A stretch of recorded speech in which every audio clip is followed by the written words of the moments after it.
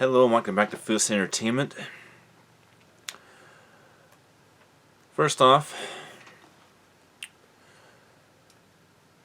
I'm always open to reading everybody's comments, and this was requested, and I'm actually very happy that I do have an audience that definitely knows what they want, and by request, although I said I wasn't going to review this movie, I am going to be reviewing this film. And obviously I'm going to be talking about...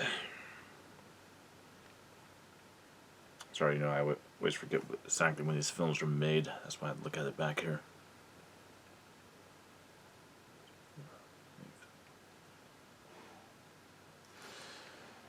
I'm going to be talking about 2004's Alien vs. Predator. And obviously I will be reviewing the unrated version of the film. I can tell you a little bit about the PG-13 version of the film as well. First, just let me double check here.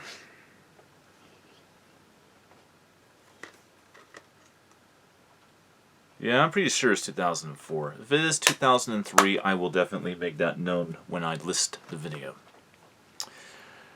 Alright, well, let's get into it. First, with my opinion. Let's get down and dirty, and I'll elaborate on why this is a very poor adaptation. Alright, this is a very poor adaptation because this is the plot of Aliens vs. Predator. The real Aliens vs. Predator. On a Predator's home world, the Weyland Corporation is experimenting with the xenomorphs when a rookie Marine discovers, after his colleagues are killed by xenomorphs that have escaped captivity, teams up with a rogue android to take on and protect the scientist, as well, I might add, from the android Bishop Weyland. But in order to go ahead and get to Bishop, he first has to fight an army of xenomorphs, as well as a lone predator who has completely gotten into revenge mode due to the fact that all of his kind have been killed. That's pretty much the plot right there. At least one iteration of it. There are many iterations of it, but that's pretty much it. In some of the comic books, there are more than one predator. In some of the video games, there's multiple predators. But the basic premise of the Aliens vs. Predator is basically what I just told you. Now, there are other points of view to this, of course. But that is the plot. Overall, that is kind of the plot of Aliens vs. Predator. And basically it takes place approximately about 600 years from now, after the events of Alien and Aliens, and of course, obviously, Prometheus. And all the other films, even in the Predator franchise, all other films take place before Aliens vs. Predator. All of them. Except for Alien Resurrection. Alien Resurrection does take place after the events of Aliens vs. Predator. Well, people, that is not what this movie's about. This movie is something completely different than that. And that right there is why I don't like this movie. This is like going ahead and taking something complex like, say, Frank Herbert's Dune and cutting out 90% of the story. Now, they do get the Predator, Aliens versus Predator stuff, and eventually it does end up being a lone Predator going up against the aliens in it. But they add a whole bunch of other stuff in there that doesn't really belong. And yes, we do eventually see pyramids. It is all based around ancient cultures and pyramids. Well, there are pyramids on the Predator's home world. Yes. But those pyramids have to do with something completely different than what this film tells you. And in fact, it's not even Earth-related in any way, shape, or form. Which brings on to the plot of this movie. The deadliest creatures from the scariest sci-fi movies ever made face off in Alien vs. Predator. The adventure begins where scientists investigate an ancient pyramid buried in Antarctica. But they soon make an even more terrifying discovery. Two alien races engaged in an all-out war, and whoever wins, we lose. Alright, well, doesn't tell you everything, but it's a basic premise.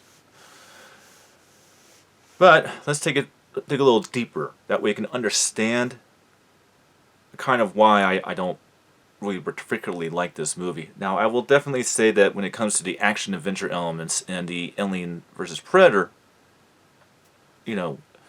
elements, it's a fun ride. It's definitely not a unwatchable movie. It actually is a watchable film. The fact that it doesn't represent anything from the source material, it just does turn off for me.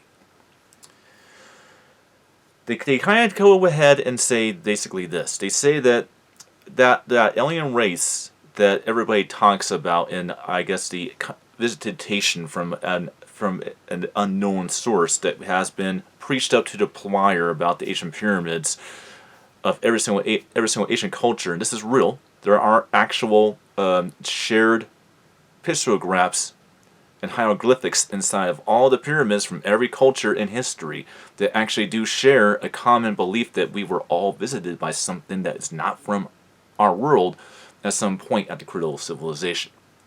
It plays with that plot, and it says that we worship the predators, basically, and we were offered as human sacrifice to grow the ultimate prey, which was the xenomorphs.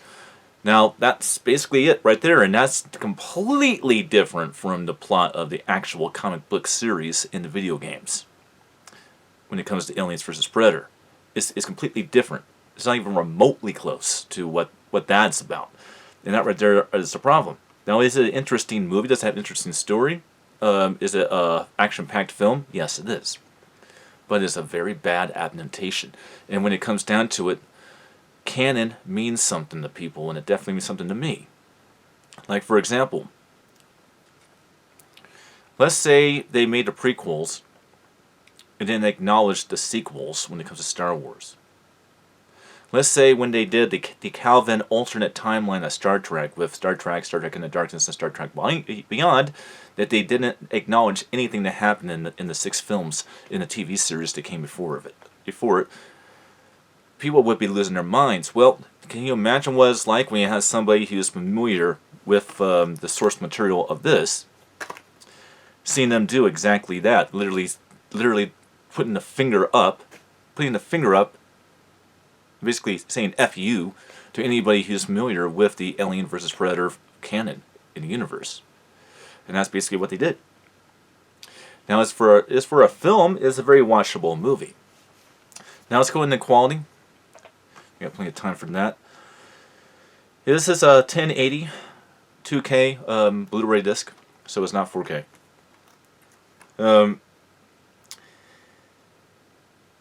It contains a 5.1 DTS HD master audio sound presentation. Now let's talk about the picture and the colors. This is a very digital looking movie, but because it's not a Lionsgate Blu-ray from those times, this one's a really good 20th Century Fox release. It definitely does have a lot less cool temperatures and a lot less of a digital look than, say, something like the original Saw Blu-rays and DVDs. Now Now keep in mind that this was released later, way after it came out. It came out on DVD first.